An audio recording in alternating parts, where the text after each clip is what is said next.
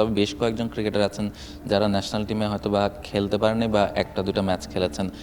ধরেন যে যদি দীপুর কথা বলি, বলা হতো যে ওই টিমের সবচেয়ে ক্লাসিক্যাল ব্যাটারদের একজন, কিন্তু ন্যাশনাল টিমে খুব বেশি দিন কন্টিনিউ করতে পারেনি, তিনি টেস্ট ম্যাচ খেলেছিলেন। ফলে কি মনে হয় যে তাদের ক্ষেত্রে স্পেশালি আরও কয়েকজন ক্রিকেটার আছেন, আকবরের কথাই যদি বলতে হয়, কি মনে হয় যে কি আসলে বাধা হয়ে দাঁড়ালো তাদের জন্য? আসলে আপনি দেখবেন অনেকে আকবরের কথা বলছে যে আকবর এখনও কেন বাংলাদেশ টিমে আসতে পারেনি। আপনি যদি রাকিবুলের কথা বলছেন, সে এখনও বাংলাদেশ টিমে ডেবু হয়নি। বসুন্ধরা টিস্যু, অশুদ্ধতার বিরুদ্ধে এক বিন্দুও ছাড় নয়। মানে এদের মধ্যে এই দুইজন বাদে ম্যাক্সিমাম প্লেয়ার যারা প্রসেসের মধ্যে রয়েছে সবাই কিন্তু ন্যাশনাল টিমে খেলেছে। সেটা দীপুর কথা আপনি মেনশন করলেন, মৃত্যুঞ্জয়ের কথা আছে, অভিষেক দাস আমরা জানি ইনজুরির কারণে লম্বা সময় বাইরে। সো তাদের মধ্যে আকবর এবং রাকিবুল এই দুজন প্লেয়ার এখনও ডেবু হয়নি ইন্টারন্যাশনাল।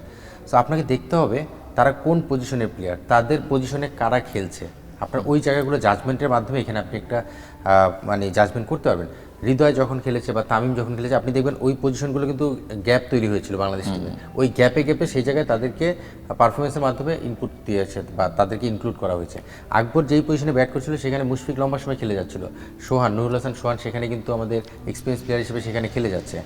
জাকের আলী অনেক 2016-তে আন্ডার-19 ওয়ার্ল্ড কাপ খেলা, তারপরে কিন্তু ডোমেস্টিকে রেগুলার পারফর্ম করছিল। সো আকবরের জায়গাটা পাওয়ার জন্য অপেক্ষা করতে হচ্ছে তার পজিশনের যে প্লেয়ারগুলো আছে সেই জায়গা থেকে কম্পেয়ার করলে। রাকিবুলের ক্ষেত্রেও তো আপনি যদি দেখেন টেস্টে আমাদের তাইজুল, সঙ্গে এখন হাসান মুরাদ রয়েছে, তানভীর এবং নাসুম খুব ভালো করছে শর্ট অপারেশন। সো রাকিবুলের জন্য জায়গাটা খুব বেশি বের করা হয়তো যাচ্ছে না, সিলেক্টররা সেভাবেই চিন্তা করছে। বাট এরা সবাই ক্যাপাবল। তো আমার মনে হয় যে দীপুর ক্ষেত্রে আমি একটু আনফর্চুনেট বলবো, দীপু আরেকটু সময় নিয়ে ন্যাশনাল টিমে খেললে হয়তো ওর জন্য আরও ভালো হতো।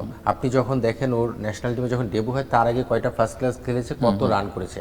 আপনি প্রমিজিং একজন প্লেয়ারকে, বলারকে আপনি ইন্টারন্যাশনাল খেলানোর কাজটা সহজ, কিন্তু একজন ব্যাটসম্যানকে যখন আপনি ইন্টারন্যাশনাল ফ্লেভার দিতে যাবেন তাকে ওইটার জন্য আরেকটু ম্যাচিউরও প্রস্তুত করে আনা উচিত। সো দীপুর নামটা জয়ের ক্ষেত্রেও কি সেম ক্রাইসিস? জয়ের ক্ষেত্রে আমার মনে হয় যে জয় যখন ডেবু হয় তখন কিন্তু ভালো খেলা শুরু করে, সময়ের সঙ্গে সঙ্গে কিছু দুর্বলতা এক্সপোজ হয়। তো ইন্টারন্যাশনাল ক্রিকেটে আপনি ভালো সাকসেসফুল কনসিস্টেন্সি মেনটেন করতে হলে আপনাকে রেগুলার নিজের জায়গায় ডেভেলপমেন্টের জায়গাটা ওপেন রাখতে হবে। আপনি ফিক্সড যে আমি এখানে পারফর্ম করেছি মানে আমি ফিক্সড এই পজিশনে খেলে যাব, এটা করতে গেলে আপনাকে ব্যাকফায়ার করতে পারে। বিকজ আপনি যখন ভালো খেলা শুরু করবেন তখন অপোনেন্ট টিম আপনাকে কিন্তু স্টাডি করা শুরু করে, তখন উইকনেস বের হয়। সো সেই স্টাডিটা অপোনেন্ট টিম করার পাশাপাশি নিজের টিমের মধ্যেও হওয়া উচিত। সেই স্টাডিগুলো করে তার সেই জায়গাগুলো ওয়ার্কআউট করে তাহলে কিন্তু তার ডেভেলপমেন্টটা করার সময়, এবং অপোনেন্ট টিম যখন তার দুর্বলতাটা যেটা পিক করেছে সেটা যদি আমি সংশোধন নিজে থেকেই করে ফেলতে পারি, আমার টিমই করে ফেলতে পারে, তাহলে আমার মনে হয় ওই বাধাগুলো আসবে না। সো জয়ের ক্ষেত্রে যেটা হয়েছে, শুরুতে সে ভালো শুরু করলো, সময়ের সঙ্গে সঙ্গে তার কিছু কিছু উইক পয়েন্ট যেটা এক্সপোজ হয়েছে এবং সেখানে তাকে আটকে দেওয়া সম্ভব হয়েছিল। সো ডেভেলপমেন্টের জায়গাটা যদি রেগুলার কন্টিনিউ প্রসেসে থাকে তাহলে আমার মনে হয় যে একজন প্লেয়ার কনসিস্টেন্ট ভালো খেলার যে বিষয়টা সেটা মেনটেন করতে পারবে। For more updates, subscribe to our YouTube channel and click on the bell icon. Follow us on Facebook and Instagram. Download T-Sports app to enjoy exciting games and highlights. Visit tsports.com.